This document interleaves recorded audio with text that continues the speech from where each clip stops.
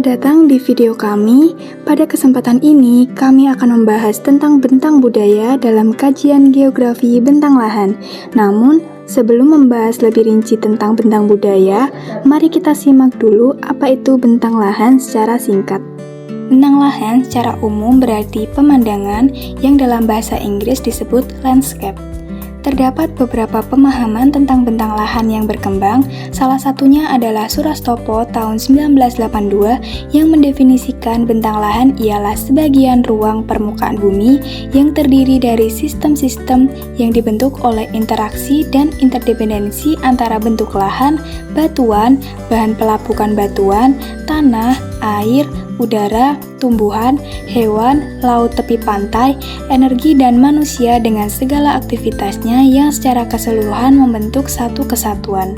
Secara umum, bentang lahan mencakup dua aspek kajian penting yaitu bentang alami dengan inti kajian bentuk lahan dan bentang budaya dengan inti kajian manusia yang mencakup segala perilakunya terhadap lahan.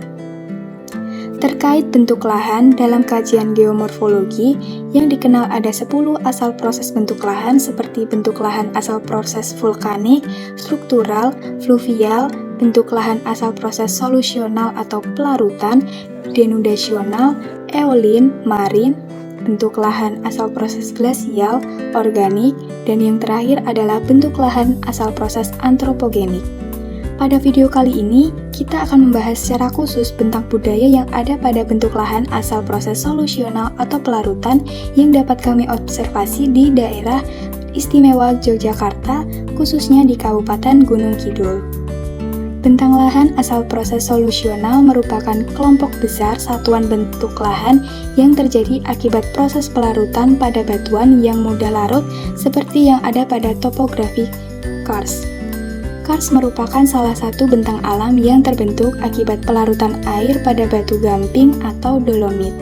Di daerah istimewa Yogyakarta, tepatnya di Kabupaten Gunung Kidul, bentang alam karst tersebar di berbagai daerah yang meliputi Kali Suci, Telaga Kars Pirangan, dan Luang Pego. Lokasi pertama adalah Kali Suci. Kali Suci terletak sekitar 10 km dari Wonosari, tepatnya di Desa Pacarejo, Kecamatan Semanu, Kabupaten Gunung Kidul. Kawasan Kali Suci ini termasuk pinggiran kota karena jarak lokasi dekat dengan pusat kota.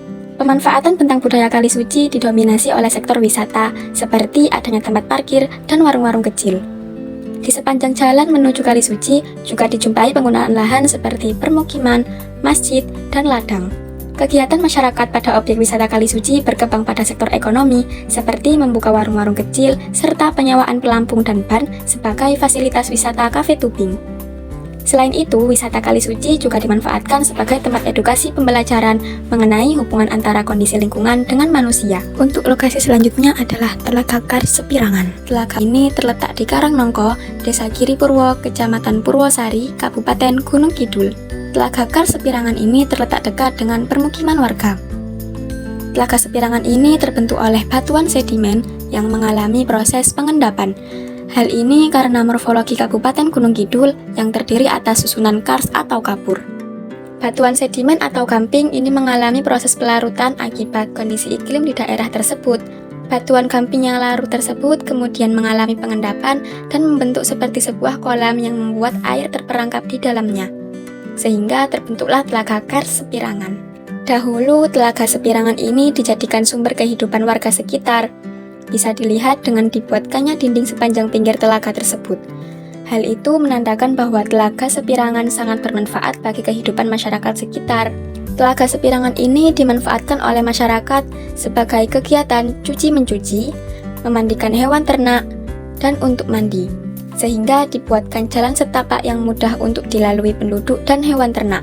Namun, hal ini sudah lama tak terjadi lagi, karena Telaga Sepirangan sudah tidak terawat lagi dengan kondisi air yang keruh dan kurang sehat. Lokasi berikutnya yaitu Luang Pego. Luang Pego merupakan sebuah lubang vertikal yang terletak di Desa Giripurwo, Kecamatan Purwosari, Kabupaten Gunung Kidul, Daerah Istimewa Yogyakarta.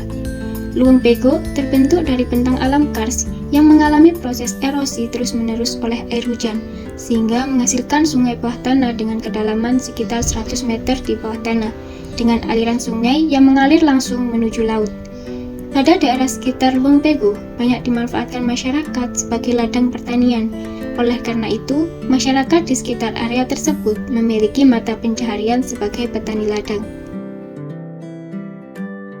Sebagai kesimpulan, dari topik pembahasan kita mengenai bentang budaya yang ada di bentuk lahan asal proses solusional adalah bentuk lahan asal proses solusional seperti topografi karst di Gunung Kidul memiliki karakteristik geologi yang unik, ditandai dengan bentang alam seperti dolin, ponor, sungai bawah tanah, dan goa.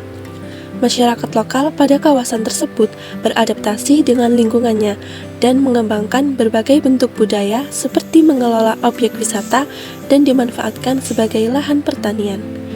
Pemanfaatan bentang alam asal proses solusional perlu dilakukan adanya upaya berkelanjutan agar kelestarian alamnya dapat terjaga dan dimanfaatkan oleh masyarakat secara berkelanjutan.